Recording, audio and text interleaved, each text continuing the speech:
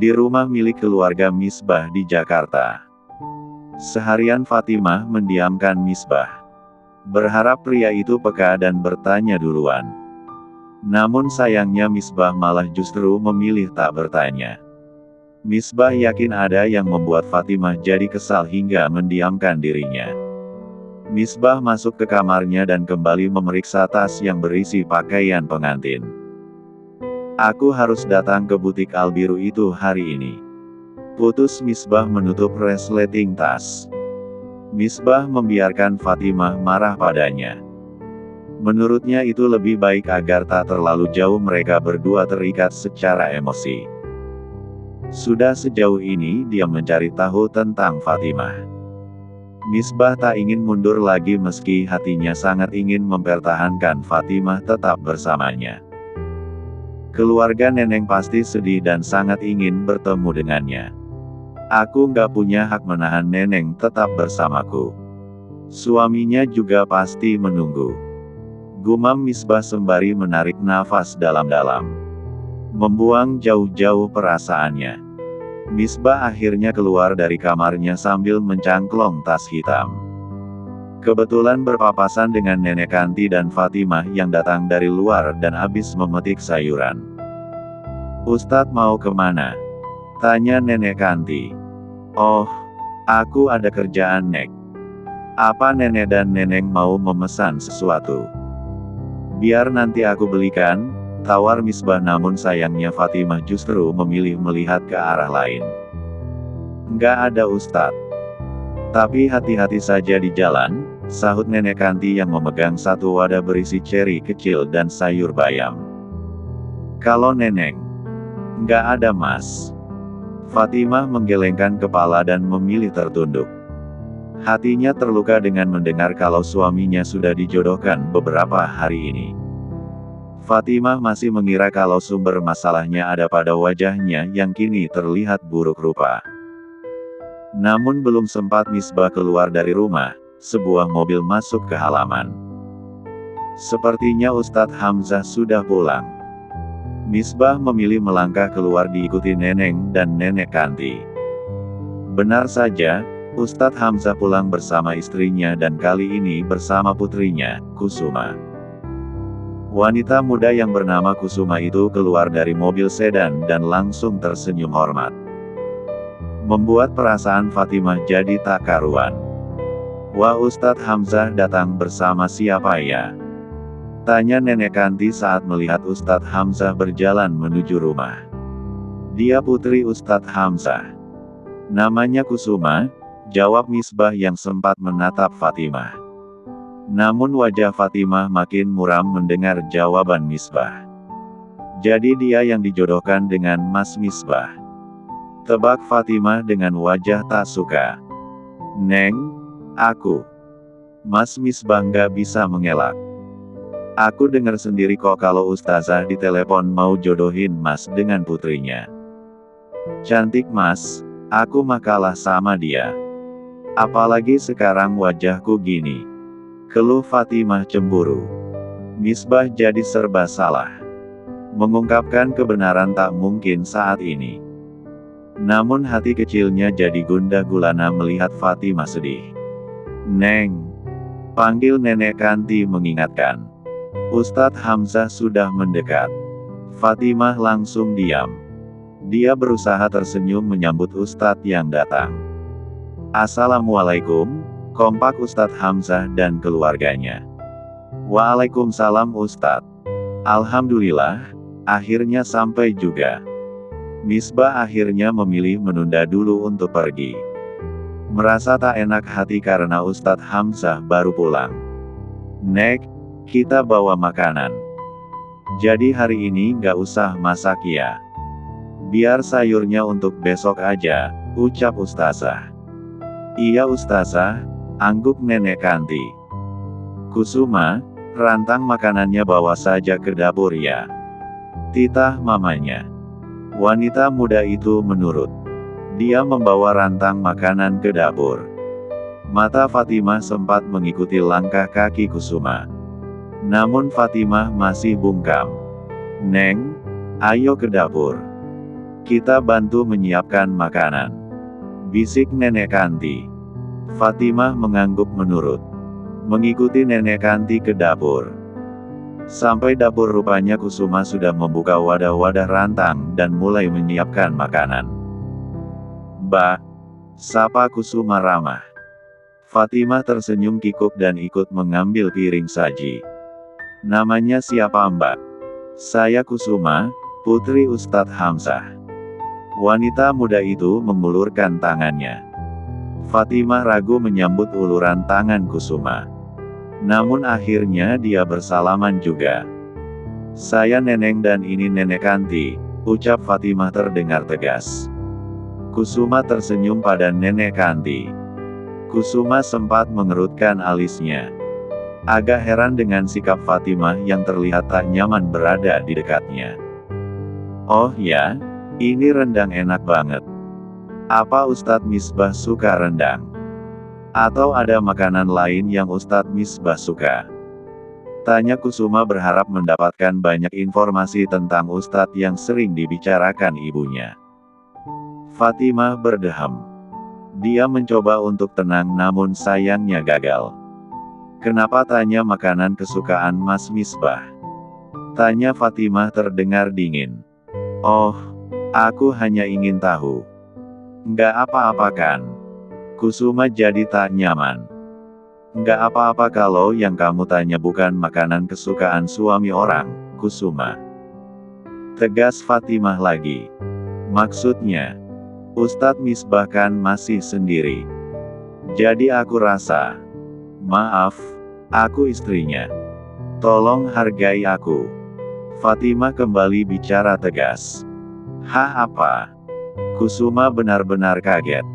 Wanita itu tak menyangka sama sekali. "Apa Mas Misbah nggak bicara padamu? Apa dia mengaku masih sendiri?" Tanya Fatimah dengan mata sendu. Dia masih berharap suaminya bicara jujur tentang siapa dirinya. Kusuma menggelengkan kepala. "Aku hanya tahu dari ibuku kalau Ustadz Misbah masih sendiri. Jadi apa salahnya kalau kami saling mengenal?" "Sungguh aku tak tahu." Kusuma tertunduk dan kali ini merasa malu dan bersalah. "Tunggu dulu. Apa tadi?" Ustazah yang datang rupanya sempat mendengar percakapan putrinya.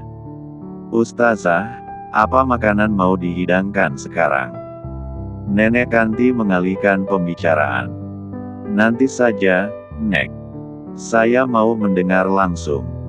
Tadi Neneng bilang dia istri Ustadz Misbah. Atau saya hanya salah dengar?" Ustazah kini melihat Fatimah. Dia tak kalah kaget. "Iya benar. Saya istri Ustadz Misbah." Jawab Fatimah yakin. Ustazah dan Kusuma sama-sama syok dan saling pandang. Keduanya tak lagi bertanya dan Ustazah langsung menarik tangan putrinya menuju ke ruangan depan. "Neng," panggil Nenek Kanti jadi serba salah. "Iya Nek." Pandangan Fatimah yang tadi menatap Ustazah dan Kusuma kini beralih ke Nenek Kanti. "Kita balik ke belakang aja ya. Neng belum minum obat. Lupakan tadi." Nenek Kanti akhirnya mendapatkan alasan yang tepat untuk membawa Fatimah pergi dari sana. "Oh, astagfirullah. Aku sampai lupa Nek. Ayo Neng. Biar Neng cepat sehat dan ingat semuanya." Nenek Kanti langsung menggandeng tangan Fatimah. Fatimah menurut. Dia juga sudah tak betah di dapur itu. Sementara di ruang depan, Ustazah kini meminta suaminya untuk bicara berdua. "Iya, Neneng sendiri yang bilang, Abah. Tadi di dapur." Ucap Ustazah meyakinkan setelah dia selesai cerita. "Masak sih Bu. Rasanya nggak mungkin Ustadz Misbah menyembunyikan statusnya. Dia bukan pria yang seperti itu." Ustadz Hamzah sampai menghela nafas. "Coba tanya ke Ustadz Misbah. Jangan sampai Kusuma malah jadi istri kedua apalagi kalau istri pertamanya nggak setuju. Di mana berkahnya rumah tangga mereka nanti?" keluh Ustazah. Haduh, apa Ustadz Misbah nggak tersinggung ya? Ini kan yang kita tanya kehidupan pribadinya. Abah, kan kita udah ngomong belak-belakan kalau mau mengenalkan Kusuma sama Ustadz Misbah. Ya nggak apa-apa, daripada kita salah menjodohkan putri kita, desak Ustazah. Ya baiklah. Ustadz Hamzah pasrah dengan permintaan istrinya. Dia akhirnya kembali ke ruang depan dan menemui Misbah. Maaf Ustadz, saya mau tanya sesuatu. Silahkan Ustadz Hamzah. Kalau boleh tahu apa status Ustadz Misbah saat ini? Apa udah menikah atau belum? Saya belum menikah. Jawab Misbah dengan mimik wajah serius. Ustadz Hamzah dan istrinya saling pandang. Tanpa mereka tahu di balik dinding luar ada Fatimah yang diam-diam mendengarkan. Air mata Fatimah menetes dan refleks kakinya tiba-tiba melangkah. Di kantor Albiru Kosmetik. Jantung Fani rasanya mau copot. Dengkulnya terasa lemas melihat ada Marsudi dan Utari di hadapannya. Di bawah meja, tangan Fani mengetik pesan dengan cepat. Dia mengirim pesan pada katak hijau. Memberitahukan keadaan yang genting saat ini di kantornya. Marsudi dan Utari berdiri di tengah rapat. Dijaga oleh 2 orang bodyguard. Semua mata kini tertuju pada keduanya. Mereka, Fani dengan tangan gemetar menunjuk keduanya. Iya Bu Fatimah. Kami menemukan mereka hampir melarikan diri ke negara lain. Bersyukur mereka bisa ditangkap. Jelas sekretaris baru berbohong. Mereka semua kini harus bicara sesuai dengan arahan Fatah. Apa? Melarikan diri? Fani kaget. Sama sekali tak menyangka keduanya akan melarikan diri. Dia pikir keduanya memang disekap oleh Albiru seperti kata katak hijau. Apa kalian mengakui semua perbuatan kalian? Hah? Cecar kepala keuangan pada Utari dan Marsudi. Iya Pak. Kompak keduanya tanpa menyebut nama Fani. Mereka sudah berada di bawah tekanan kalau tak boleh melibatkan nama Fatimah di dalam pengakuan mereka. Perbuatan kalian udah merugikan perusahaan. Kalian bakal dipenjara.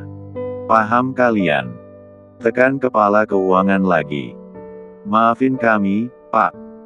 Bu Fatimah tolong kami, pinta Marsudi berharap bosnya itu bicara dan membela mereka. Utari hanya menangis. Tangannya masih terikat.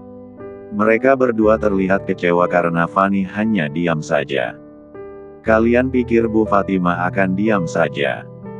Bu Fatimah pasti akan mencari tahu siapa orang di belakang kalian. Orangnya pasti akan menyusul kalian ke penjara.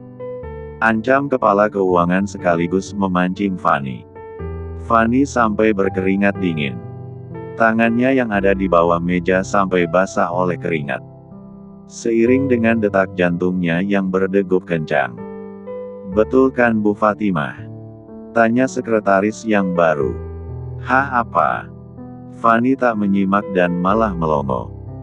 Kata Pak Kepala Keuangan, sepertinya ada pelaku lain dan ibu pasti menyelidikinya bukan? Oh, itu? Iya tentu.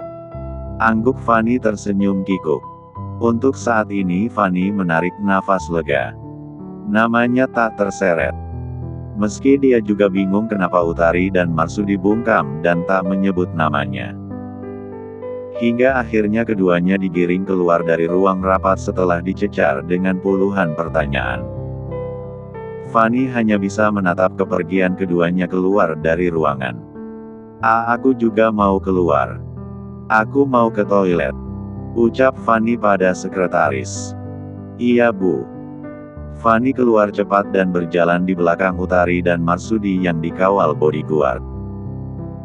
Namun Fani tak punya keberanian untuk bicara pada keduanya hingga akhirnya Utari dan Marsudi dibawa ke lift. Utari dan Marsudi akan dibawa kembali ke basement. Tempat mobil van hitam yang membawa mereka tadi datang. Supir mobil hitam van yang berada di basement akhirnya keluar dari mobil setelah cukup lama menunggu. Seorang pria yang berada di atas dinding terlihat matanya begitu tajam mengawasi. Sambil mengunyah permen karet, pria itu terus mengawasi keadaan sekitar. Gerakannya begitu tenang dan dengan cepat menempelkan permen karet ke lensa kamera CCTV. Pria itu kemudian meloncat turun tanpa suara lalu bergerak hati-hati sambil berlindung dari mobil ke mobil yang parkir di sana. Pria itu kembali memanjat sambil mengunyah permen karet. Kembali menutupi kamera CCTV dengan permen karet. Setelah yakin pekerjaannya sempurna, pria itu menyunggingkan senyum. Dia membenarkan letak topi hitam dan maskernya. Kini dia menargetkan supir mobil van. Supir mobil itu duduk di kursi dan segelas minuman teh tersaji di sana. Pria bertopi hitam diam-diam melempar batu ke arah jauh hingga supir itu langsung waspada dan mencari asal suara. Supir berlari ke arah suara dan pria bertopi hitam dengan cepat memasukkan bubuk putih ke dalam teh dan mengaduknya dengan jari tangannya agar larut. Pria itu dengan cepat bersembunyi lagi sebelum supir kembali setelah menyadari tak ada apapun. Menunggu beberapa saat, supir mengantuk setelah minum teh. "Kenapa jadi ngantuk berat gini ya?" gumam supir itu sampai menggelengkan kepala beberapa kali. Berharap kantuknya pergi. Namun kantuknya semakin berat. Hingga langkahnya sempoyongan menuju mobil van. Supir itu duduk di kursi kemudi dan detik berikutnya kepalanya sudah jatuh ke atas setir mobil. Suara dengkuran terdengar teratur. Pria bertopi hitam itu kembali keluar dari persembunyiannya. Menyunggingkan senyum melihat supir yang tertidur. Pria bertopi hitam itu tahu kalau apa yang dia lakukan sangat berisiko tinggi. Bodyguard Albiru bahkan sudah berjaga di depan kantor Albiru Kosmetik itu. Pria itu akhirnya mengambil baju supir, mengganti dengan pakaian miliknya. Sementara dia memakai baju milik si supir. Semoga bisa lewat pemeriksaan di depan sana, gumam pria itu dalam hati. Dengan langkah cepat orang itu melepas plat nomor kendaraan dari mobil van hitam. Setelahnya dia berlari cepat ke mobilnya yang sama persis dan memasnak plat tersebut. "Penyamaran sudah sempurna," ucapnya dalam hati. Pria itu masuk ke dalam mobil van miliknya. Lalu mengeluarkan ponselnya. "Apa mereka sudah keluar?" tanya pria itu di telepon. "Iya udah. Mungkin sebentar lagi sampai di lift depan basement." "Baiklah, akan aku jemput mereka." Pria itu melajukan mobilnya mendekati lift. Di saat yang bersamaan pintu lift terbuka. Dua bodyguard membawa Utari dan Marsudi. Utari terus menangis. Matanya sudah bengkak. Hidungnya sudah memerah. Wajahnya juga terlihat kusam. Beda dengan Marsudi yang hanya tertunduk pasrah. Pria itu juga terlihat lemah. Kacamatanya bahkan kotor. Bajunya juga kusut. "Jalan cepat," ucap bodyguard sedikit mendorong Marsudi hingga hampir jatuh. "Aku udah jalan dan mengikuti kemauan kalian. Apalagi?" raung Marsudi tak terima dengan kelakuan bodyguard. "Apa kau tak lihat di depan? Mobil udah menunggu kita. Dan kau diamlah, jangan terus menangis. Kenapa pula kalian menyelewengkan dana perusahaan?